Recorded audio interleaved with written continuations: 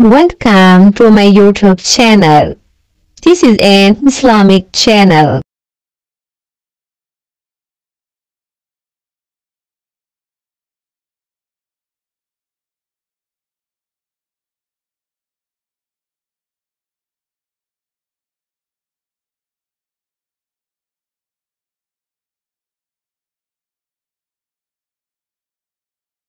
تو مالدار کسے کہتے ہیں؟ جس کے پاس 52.5 تولہ چاندی یا اس کی قیمت کے برابر 4 چیزیں ہوں۔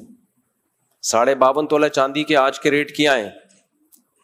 آج 25واں روزہ ہے، 25واں کہہ رہا ہوں، 2025 کا پہلا روزہ ہے، 2025 رمضان کا پہلا روزہ۔ تو آج کی تاریخ میں 52.5 تولہ چاندی کے ریٹ کیا ہے؟ نیٹ پہ 2 منٹ میں نکل آئے گا، 1,80,000۔ تو شریعت میں جس کے پاس 4 چیزیں 52.5 تولہ چاندی کے برابر ہوں گی، کیونکہ یہ 52.5 تولہ چاندی کے ریٹ اوپر نیچے ہوتے رہتے ہیں نا، تو آج کی تاریخ میں تو 1,80,000 ہے۔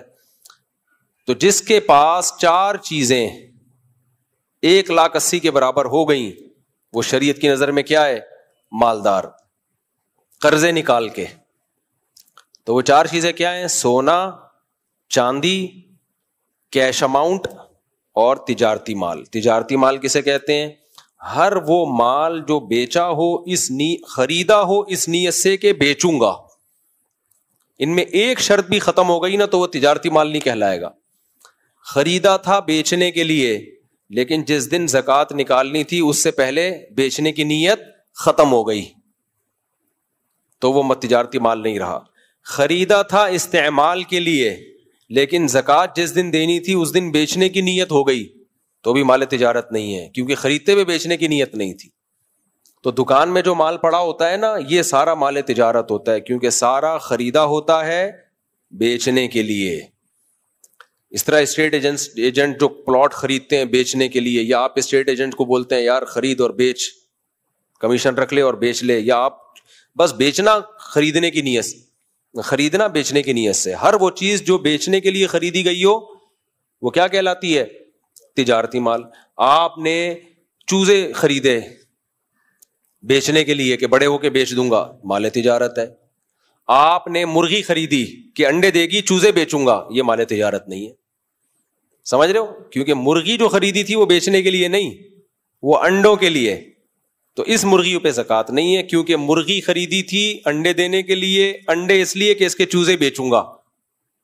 تو بھائی جو چیز خریدی جا رہی ہے وہ بیچی نہیں جا رہی، جو بیچی جا رہی ہے وہ بیچنے کے لیے خریدی نہیں تھی، بیچے چوزے جا رہے ہیں جو بیچنے کے لیے خریدے نہیں تھے۔ تو یہ لگی بندی تعریف ہمیشہ کے لیے یاد کر لیں، ہر وہ مال جو بیچنے کی نیت سے خریدا ہو از کالڈ مال تجارت۔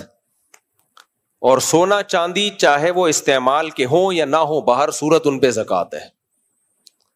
اس بارے میں امام ابو حنیفہ کا موقف ہمیشہ کی طرح بہت مضبوط ہے۔ احناف کا موقف، جب بھی اختلافی مسائل ہوں گے نا، آپ دیکھنا احناف کا پلڑا بھاری ہوگا۔ امام حنیفہ بہت بڑے فقیہ تھے، اور خاص طور پر جس مسئلے میں امام ابو حنیفہ کے ساتھ ابو یوسف اور امام محمد بھی ہوں تو وہ بہت پاورفل مسئلہ ہوتا ہے۔ دیکھنے میں اول نظر میں لگتا ہے بعض دفعہ دلائل کمزور ہے، لیکن جب آپ ڈیپ میں جاتے ہو تو پتہ چلتا ہے کہ بڑے خاندانی دلائل ہیں۔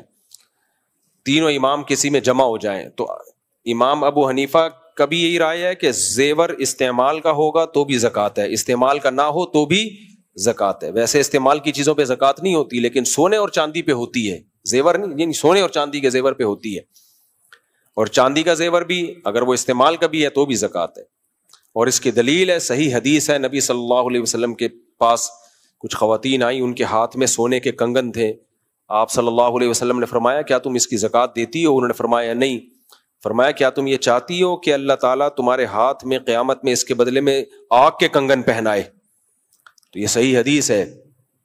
تو وہ تو پہنے میں تھے، پہنے کا مطلب کیا ہے؟ استعمال میں تھے، تو اس سے صاف پتہ چلتا ہے۔ اسی وجہ سے اگرچہ فقہ حنبلی میں استعمال کے زیور پہ زکوٰۃ نہیں ہے، لیکن سعودی عرب کے شیخ بن باز نے اس مسئلے میں فقہ حنفی پہ ہی فتویٰ دیا تھا کہ بہت واضح صریح حدیث اس بارے میں موجود ہے۔ خیر، تو زیور چاہے استعمال کا ہو، سونے اور چاندی کا زیور، تو 4 چیزیں یاد رہیں گی، سونا، چاندی، مال تجارت اور کیش اماؤنٹ. یہ 4 چیزیں 1,80,000 کے برابر، یا 3 چیزیں، یا 2 یا 1 چیز بھی ہو گئی تو آپ نے وہ تاریخ کیا کر لینی ہے، نوٹ. جیسے 1 محرم کو آپ کے پاس یہ چیزیں آئیں، اور جتنا قرضہ ہے وہ مائنس کر کے. ہاں، زمین اگر آپ نے خریدی بیچنے کی نیت سے لیکن قسطوں پہ خریدی تو 1 سال کی قسطیں اس کی قیمت سے مائنس کی جائیں گی. جو قسطیں آپ نے اس سال دینی ہے نا وہ کیا کی جائیں گی، مائنس. جیسے 40 لاکھ کی زمین خریدی اور اس سال آپ نے 10 لاکھ قسط دے دینے ہیں اس کے، تو 40 لاکھ میں سے 10 کیا کرو گے، مائنس. یعنی اس سال کا کیا مطلب ہے، جس سال زکوٰۃ نکلتی ہے اس تاریخ سے لے کے اگلی تاریخ تک وہ مائنس کرو گے، پھر قیمت لگاؤ گے اس. تو یہ اس کو مالدار کہتے ہیں. جس دن آپ کے پاس اتنا اماؤنٹ آ گیا وہ تاریخ آپ نوٹ کر لو، پھر اگلے سال اسی تاریخ کو حساب کرو. دینا جب مرضی دے دو، حساب اس تاریخ کا ہوگا، دے دو بھلے قسطوں میں، قرضہ مائنس کر دو اس میں سے. سمجھتے ہو کہ نہیں سمجھتے؟ چلو اب آپ تراویح شروع کرتے ہیں. رمضان 2025 کی آج پہلی تراویح ہے، تو میرا تقریباً 2007 سے معمول ہے. بیان کے آخر میں سوال پوچھیں، ٹھیک ہے نا، تاکہ بیان پھر اب ڈسٹرب ہو جائے گا. 2007 سے میرا معمول ہے، جب سے میں اس مسجد میں امامت میں نے شروع کی ہے، کہ تراویح میں ہر تراویح کے بعد جو کچھ ہم نے پڑھا ہوتا ہے اس کا کچھ میں حصہ بیان کرتا ہوں. جو اہم آیات ہوتی ہیں جو ہماری عملی زندگی سے جن کا گہرا تعلق ہے، ان آیات کو میں ہائی لائٹ کرتا ہوں. مجھے قرآن دے دیں، کیونکہ تراویح کے دوران بہت ساری آیتیں آئی تھیں، میں نے سوچا تھا ان آیتوں پہ میں آج درس دوں گا.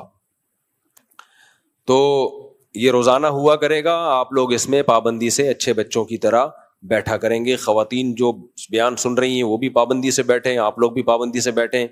رمضان میں شروع میں 2-4 دن کا جوش ہوتا ہے، اس کے بعد آدھے لوگ مارکیٹ سے شارٹ ہو جاتے ہیں. تو نبی صلی اللہ علیہ وسلم کو وہ عمل پسند تھا جو پابندی کے ساتھ ہو، ٹھیک ہے نا، تو پابندی کے ساتھ بیٹھ جائیں.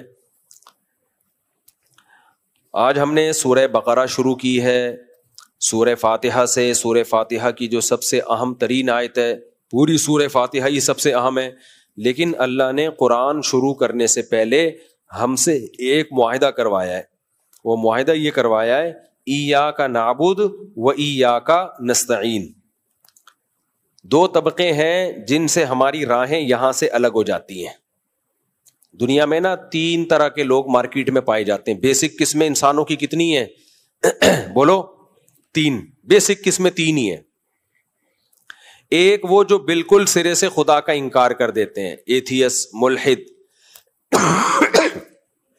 آج کل یہ پڑھے لکھے طبقے میں زیادہ ہو رہے ہیں جو سائنس پڑھ کے جن کی کھوپڑی آؤٹ ہو جاتی ہے، تکبر پیدا ہو جاتا ہے. حالانکہ سائنس انسان کو اللہ کے قریب کرتی ہے، اللہ سے دور نہیں کرتی، لیکن تکبر انسان کو اللہ سے دور کرتا ہے.